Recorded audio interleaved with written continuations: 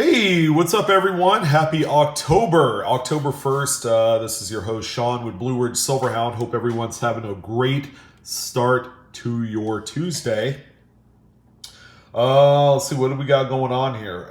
Quick little mail day piece. Of course, we got some items from a friend of the channel, Scott Holiday. Thank you, sir. I'm going to go ahead and share what he had sent. I don't know, Scott. A few of these coins look very familiar. And thank you. Your generosity is phenomenal. Again, you're one of the guys out there in the community that makes this hobby a lot of fun. I want to talk about some pickups for the month of September. Just kind of recap through some of the things that I have purchased. And while it's not a great deal, I've elected to go with quality rather than quantity, which is kind of like what I wanted to touch on today. If you're going to buy coins and invest in some nice pieces, and let's say you've only budgeted yourself about $100 a month. And I'm sorry, there's like no face to go along with the video or anything like that. But let's say, for instance, you had $100 to spend on coins. Okay, there's two options in this. You either buy a lot of something or you spend it all on one quality piece. Okay, and it's really a preference, that's personal to each individual buyer or investor or collector, and it should be treated as that. Okay, now what's the easiest to sell if it comes down later on the road that you need the quick cash? Well, first of all, if you're constantly buying and then selling and you're not in the business of retail, then you might be in it for all the wrong reasons. I'm just going to throw that out there. Because I've had a few people chime in the email saying, hey, I bought this like 2 months ago and I need to sell it because I need the money. Then, I don't know. It's one of those things I'm a firm believer in, that you buy for quality. It's a collection piece. Unless you're in the trade to buy coins at a wholesale price and then sell them for retail. Okay, that is the business of being a coin dealer, however big or small, whether you're a brick and mortar owner or perhaps an online website e-commerce type guy. So I wanted to bring that up right quick. I buy this past month I bought on quality, and seeing as how we are a few months until the kind of like the holiday, between Thanksgiving and Christmas period, I'm going to be throwing up some items, some good quality pieces on my eBay, Cuckoo times 10, and that's spelled KOOKOOX10. For those of you that are new to my channel and wanted to check out some of those items. So if you're looking for gift ideas for a loved one, or you're looking for a piece for yourself, I will have coins and currency and various items between $50 and $500 I'm going to be posting here in the next 14 to 30 days. So you're going to see some items on there. One of which was a new acquisition that is currently on my eBay, and it's an 1870S VF35. Now, something interesting about this coin. Just over 1 million pieces were produced of this one example of seated Liberty half dollar.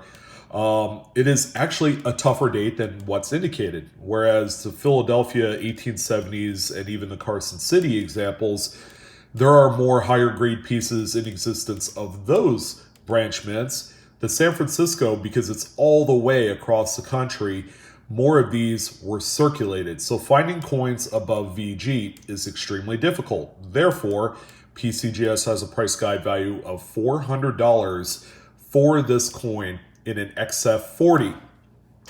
So I have this example as kind of like just a step under an XF40, of course, VF35, but at a discounted rate, under a 40, okay, which is nice. So if you're looking for a really nice piece to add to your collection, this one you could hardly go wrong. If you looked on eBay for an 1870S seated Liberty half, you will find that there is nary a selection of high quality coins. I'm telling you, a lot of them are either clean, damaged, environmentally damaged, things of that nature. This is going to be one of the few nicer pieces that you will find on eBay today.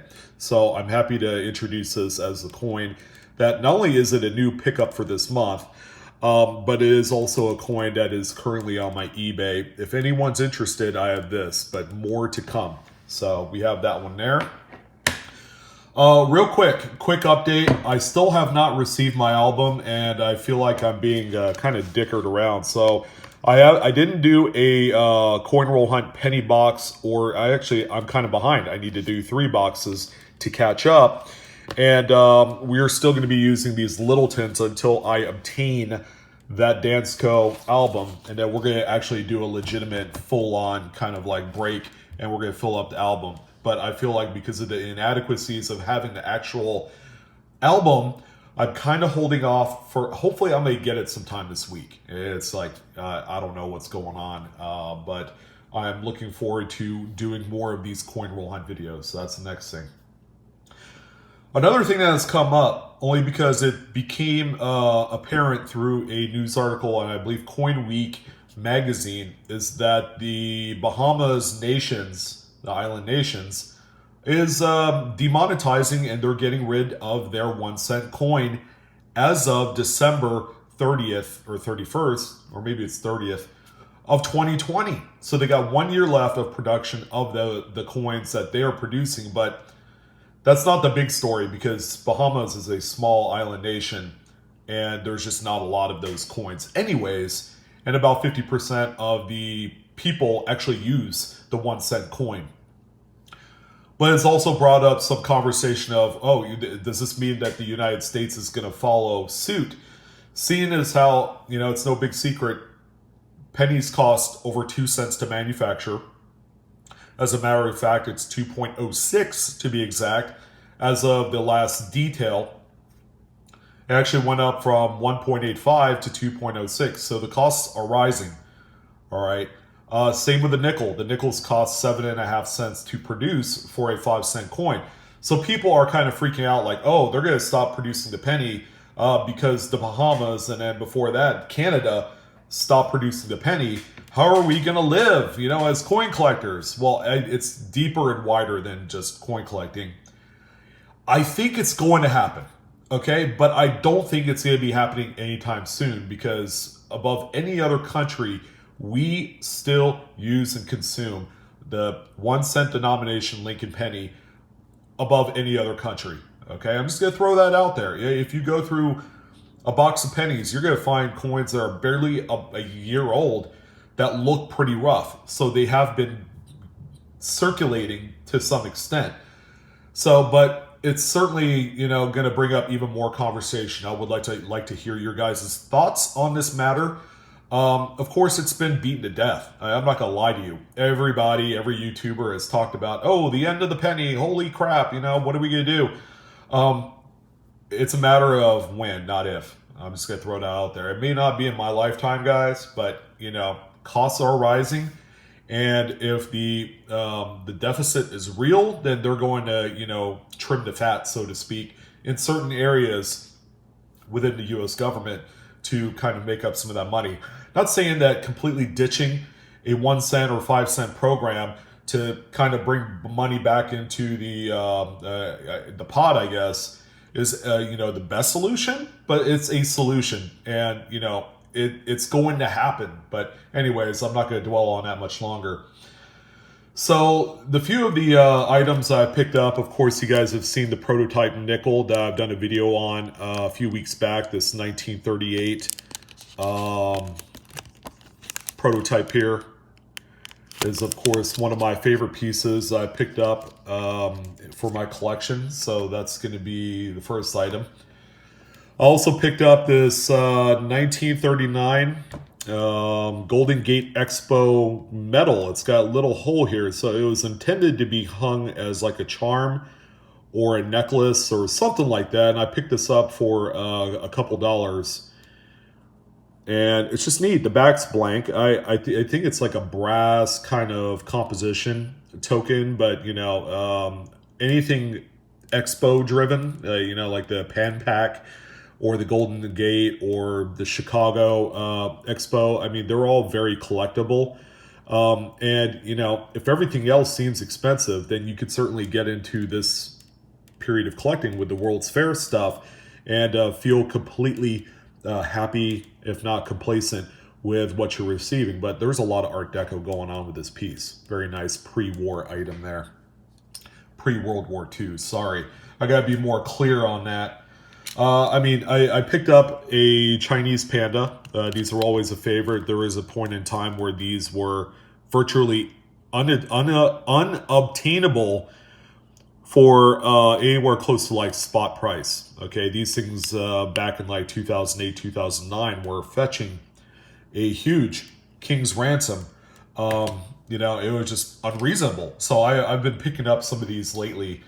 And not because of silver run up, but because they are beautiful silver pieces. I picked up a Harvey's Casino Silver Strike. I got this earlier in the month. Wanted to just kind of revisit that. I mean, neat coins, neat casino ephemera. Harvey's is still around. Actually, we were just there a few months ago.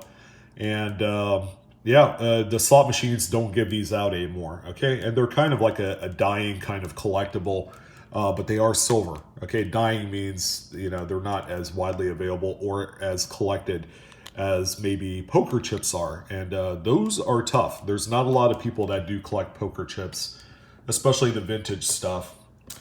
So I picked up, you know, just on a whim. I let you guys know I love Canadian coinage. So here's a 65, kind of like a specimen set is what it's called. You know, almost like proof-like in nature, but, you know, this has some funky toning patterns on a few of the coins. So I'm sure there's probably some sort of split in the seal somewhere where some of the air has gotten in there to tone the coins the way they did. Of course, the toning is not at all appealing to my standards. But anyways, it's on there, especially on that dime. The 65 is the silver, and so is the $50. This one right here, I believe, is the non-silver quarter. And I don't know, I might be wrong. No, these are all silver, sorry. The only ones that are not silver, of course, are the penny and the nickel. In here, everything else is silver. It was silver all the way up to 67. And then 68, I think the dime was the only one that did the 50-50 split composition. Another Canadian piece here. This is the Grey Wolf. I just found out it's 3/4 ounce, so it's not quite an ounce, kind of like maple leaf. But I picked this one up. It's a PCGS Mid-State 70. It's got the Canadian flag slab label, which is pretty neat. I got this one at a discount at $20, but the only thing is the coin has a milk spot. So is it really a Mid-State 70 at that point? Probably not, but a very neat coin. And I would say the Canadian Mint's doing a great job with the craftsmanship of their bullion coins, with exception of whatever the heck they're doing that's creating these unsightly milk spots that are not reversible. You cannot remove those. But if silver is indeed going to go up, now it's kind of like been waning between $17, $18. You know, it'll go up 40 cents one day and then drop 50 cents. So there's quite a bit of volatility right now. It's going to calm down here pretty soon to where it was. We're not going to see big, ginormous price spikes because of some recession or anything like that. You know, that'll happen when it comes. And honestly, you know, I'm not really kind of worried about it. I'm picking up these pieces while they're affordable, even slabbed examples, because, you know, silver went back up to $40, $50 an ounce. You better believe, boy, that this example right here will end up being like 60, 70 bucks, okay? And that's only because it's in a slab label. And, you know, there is a premium still, even with the milk spot, for coins like that at the highest grade, while silver is high, okay? So here's another Chinese panda, and the reason why I bought this, I'll be absolutely honest, is because of the red insert of this NGC slab. Mid-state 70. When I buy these, I either buy only proof 70 or mid-state 70. I don't waste my time with 69s or less because those are common as dirt, guys. Remember that conversation I had with you, that kind of like talking point earlier in the video about buying quality? Well, if you had $100, guess what? You can easily buy 2 of these. And that's what I did. I did not pay with these 2 a total of $100. I actually paid about $80 total, and that's when you figure in shipping. But these are both mid-state 70 Chinese pandas. One is a 2016, the other is a 2018. Stunning coins, and you better believe that these will only enhance in value as the price of silver goes up.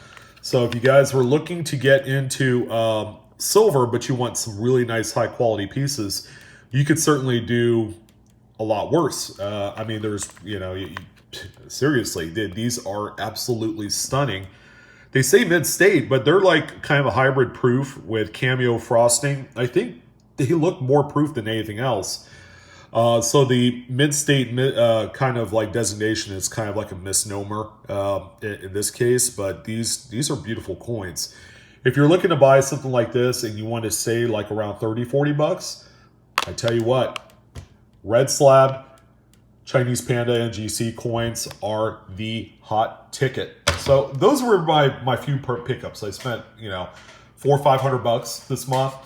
But I also wanted to talk about the grateful, beautiful, amazing gifts from Scott Holiday. Thank you again, sir. I keep saying I'm going to send out your package. I've just been I've been so freaking busy, man. It's not even funny. I inserted myself as a board president through my kid's school. So I'm like, yeah.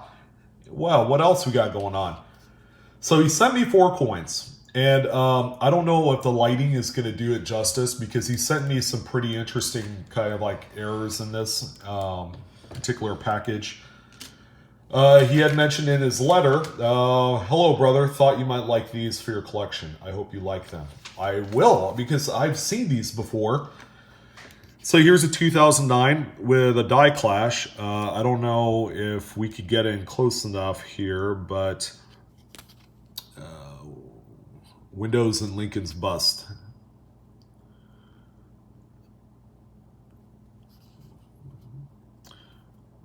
I saw it before. Yeah, see that right in his jacket right there. You could see the. Well, okay. So what is this one? Professional life. So you could see a couple of these windows in his actual jacket lapel area. I did see this one. This one's pretty neat, man. But again, guys, I mean, this is the small things that you look for that people, that there are collectors and there are actually buyers of such coins out there.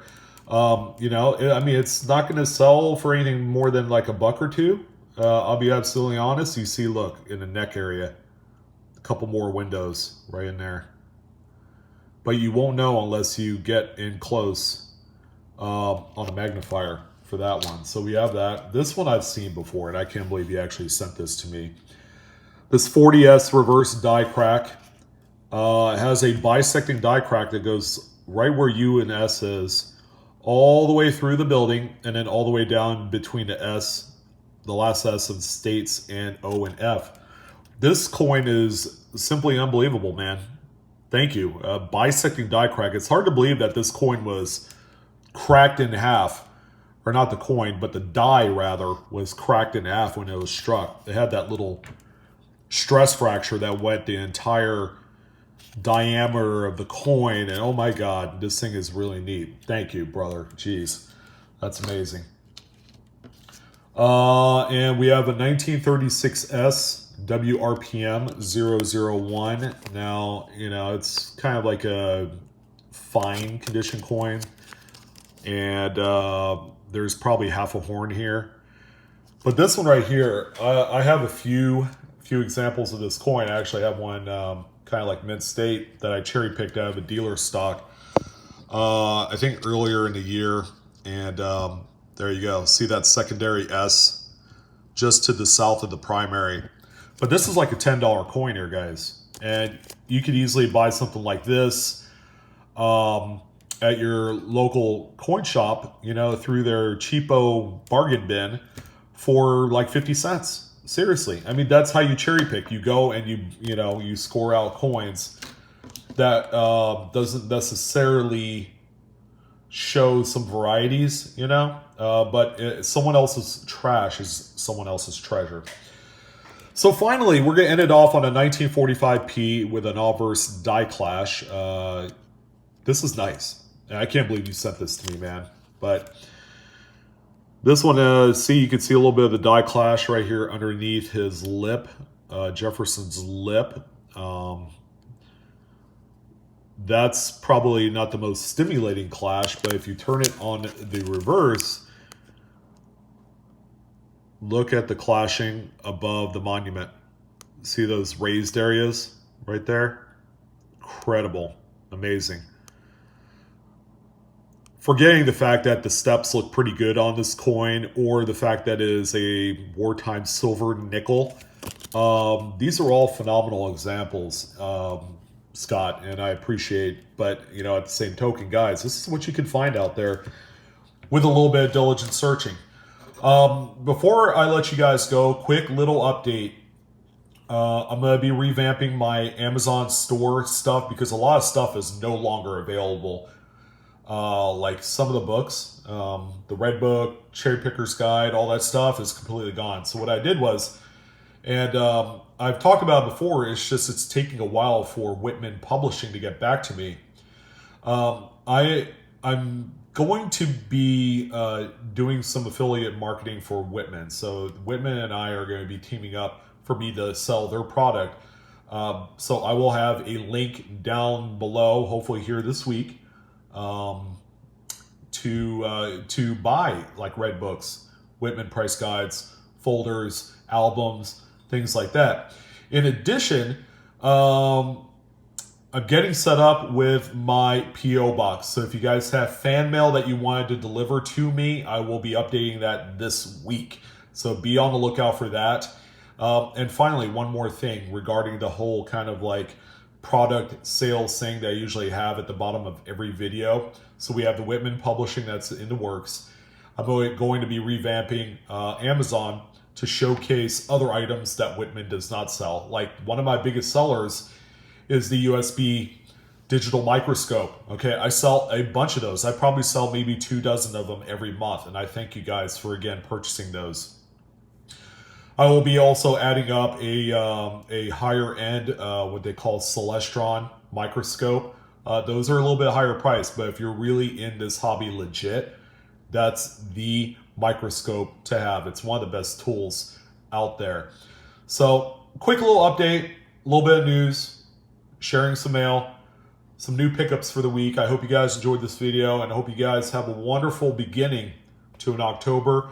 We're going to be doing a lot of coin roll hunting. Thank you again for all the support. You know, it can't be understated the amount of importance that you guys have brought to my channel. And finally, a good friend passed away last night, and it's actually you know, a buddy of mine from Florida, Michael, his brother Kevin, a guy in which that we all used to hang out together when I was living down there. Great dude, and you know, Michael, I'm so sorry to hear about your loss, and I'm kind of at a loss for words because this is so unexpected. The guy's not that old. I think he's like maybe 37, 38. But anyways, Michael, you are my prayers, and so is the entire Springer family. This is crazy. It's crazy. I guess at the end of the day, you know, coins and stuff really doesn't matter. But friends and families, you know, are worth gold to a lot of people, myself included. And I want you guys to live your fullest, whatever you do. If you think things are bad today, they'll always get better, because there's always a bottom point, and it's all uphill from there. Every day is a new day for a blessing, and to get started with new kind of like outlooks on life. each and every single one of you is in my prayers. Okay, every patron, every subscriber, whether you love me or hate me. All right, you guys is what's matter. Okay, coins at the end of the day is just ends to a means to help kind of tie us all together. We don't talk one-on-one, a lot of you and I, even though I receive a lot of emails. And, you know, I'm just trying to bang them out the best I can. Also trying to not be so canned or contrite about it. But you guys mean the world to me. All right. And I thank you for being loyal followers and supporters to the Springer family. My condolences. My prayers are with you. Love you guys. Love everyone. So you guys have a wonderful day. You guys take it easy. I'll see you on the next one. You guys keep hunting, keep collecting, and enjoy it.